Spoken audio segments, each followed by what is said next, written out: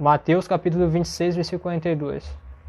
Em muitos casos sabemos qual é a vontade de Deus, porque Ele nos-la revelou na Bíblia. Podemos ter certeza que será eficaz toda oração realmente baseada nas promessas de Deus,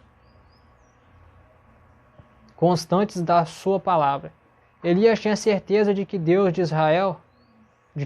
Israel atenderia a sua oração por meio do fogo e posteriormente da chuva, porque recebera a palavra profética do Senhor, e estava plenamente seguro de que nenhum Deus pagão era maior do que o Senhor, Deus de Israel, nem mais poderoso.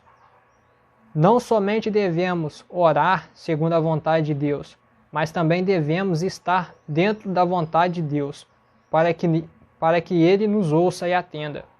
Deus nos dará as coisas que pedirmos, somente se buscarmos em primeiro lugar o seu reino e sua justiça. Mateus capítulo 6, versículo 33. O apóstolo João declara que qualquer coisa que lhe pedirmos, dele a receberemos, porque guardamos os seus mandamentos e fazemos o que é agradável à sua vista. 1 João capítulo 3, versículo 22. Obedecer aos mandamentos de Deus, amá-lo e agradá-lo são condições prévias indispensáveis para termos resposta às orações. Tiago, ao escrever a oração do justo, é eficaz. Refere-se tanto à pessoa que foi justificada pela fé em Cristo, quanto à pessoa que está a viver uma vida reta, obediente e temente a Deus, tal qual o profeta Elias. O Antigo Testamento acentua este mesmo ensino. Deus tornou claro que as orações de Moisés pelos israelitas eram eficazes por causa do seu relacionamento obediente com o Senhor e da sua lealdade a Ele.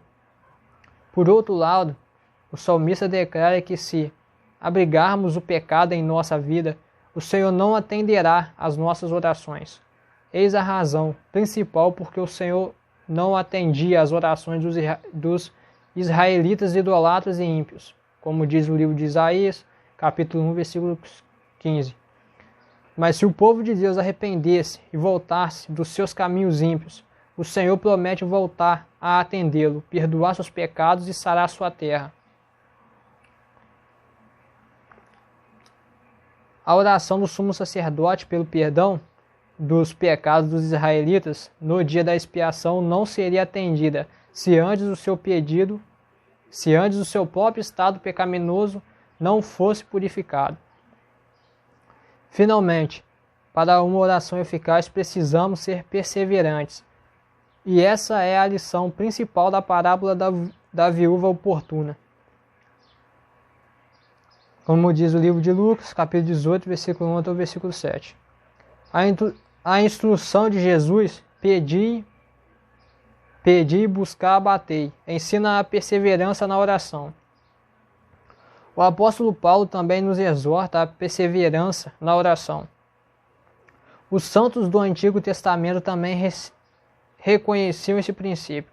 Por exemplo, foi somente quando Moisés perseverava em oração com suas mãos erguidas a Deus que os israelitas venciam a batalha contra os amalequitas.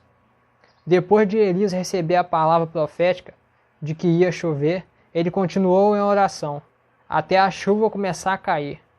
Em uma ocasião anterior, esse grande profeta orou com insistência e fervor para Deus devolver a vida ao filho morto da viúva de Sarepta,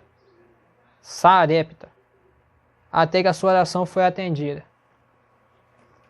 Princípios e métodos bíblicos da oração eficaz. Quais são os princípios da oração eficaz? Para orarmos com eficácia, devemos louvar e adorar a Deus com sinceridade. Intimamente ligada ao louvor e de igual importância, vem a ação de graças a Deus. A confissão sincera de pecados conhecidos é vital à oração da fé. Deus também nos ensina a pedir de acordo com nossas necessidades, segundo está escrito em Tiago. Deixamos de receber as coisas de que precisamos, ou porque não pedimos, ou porque pedimos com motivos injustos. Devemos orar de coração pelos outros, especialmente oração intercessória. Como devemos orar? Jesus acentua a sinceridade do nosso coração, pois não somos atendidos na oração simplesmente pelo nosso falar de modo vazio. Como diz o livro de Mateus, capítulo 6, versículo 7. Podemos orar em silêncio, como diz o livro de 1 Samuel, capítulo 1, versículo 13. Ou em voz alta. Podemos orar em nossas próprias palavras, ou usando palavras diretas nas Escrituras. Podemos orar com a nossa mente, ou podemos orar com a nossa mente, ou podemos orar através do Espírito, que fala sobre as línguas, dons de línguas. Podemos até orar através de gemidos, sem usar qualquer palavra humana. Romanos capítulo 8, versículo 26. Sabendo que o Espírito levará a Deus esses pedidos inaudíveis, ainda outro método de orar é cantar ao Senhor. A oração profunda ao Senhor será às vezes acompanhada de jejum. Qual a posição apropriada do corpo na oração?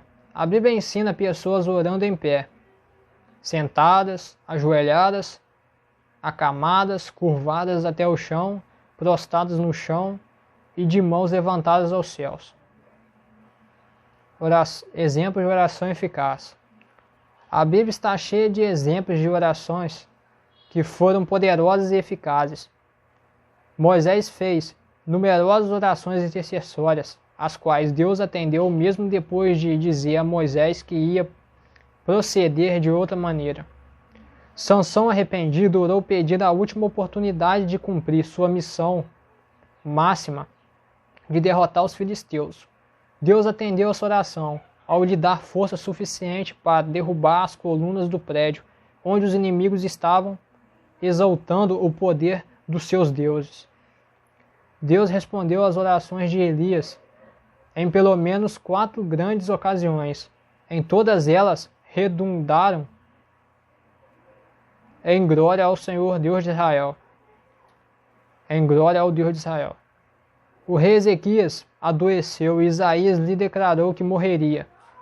Ezequias, reconhecendo que sua vida e obra estavam incompletas, virou o rosto para a parede e orou, para garantir a cura e mais 15 anos de vida.